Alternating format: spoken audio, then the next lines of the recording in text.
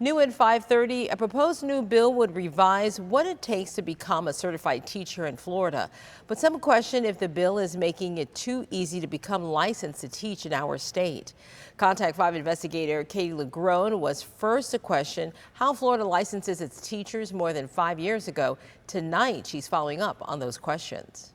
By your vote, show SB 202 is reported favorably. In an effort to fill Florida classrooms with more teachers, a new bill aims to help by easing what it takes to become certified to teach here. We have some very good teachers, and we want to keep those very good teachers in the classroom and give them the time needed to hone their craft. First-time Senator Corey Simon, a Tallahassee Republican, introduced the bill, which among its provisions extends temporary teaching certificates from 3 to 5 years and limits which licensing exams aspiring teachers need to take. In addition, the bill lets candidates skip out on having to take and pass the mandated but controversial general knowledge exam, as long as they've earned an effective or highly effective teacher rating 2 years in a row.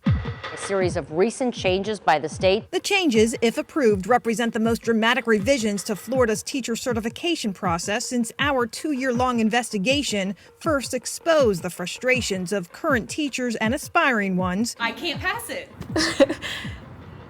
Who all met the demands in the classroom, but repeatedly failed to pass Florida's teacher certification exam, including the general knowledge portion. This has been the hardest exam I've ever taken, which tests a candidate's general knowledge of core subjects, even ones they don't teach. After the state made the test tougher in 2015, we found passing rates plummeted, forcing many districts to fire good teachers they didn't want to. SB 202. While this new bill didn't prompt any debate among lawmakers during its first committee hearing, here to talk about the certification part of it. The solution to not being able to find people is not to lessen the requirements. We have to have the strong certification needed for teachers. Members of the public were quick to chime in. I would hope that we do not lower the requirements. All of our students in Florida deserved qualified educators. Are there concerns from your perspective that this bill now makes it too easy to become a certified teacher in Florida?